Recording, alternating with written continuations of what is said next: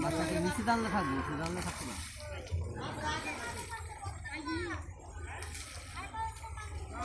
মাছটি নিচে টানলে আপনাদের নামিয়ে থাকবে।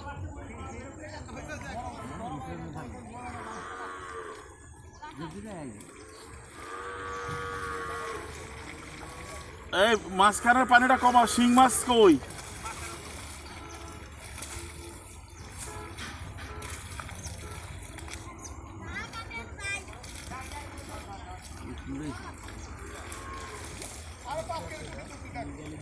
মাছটি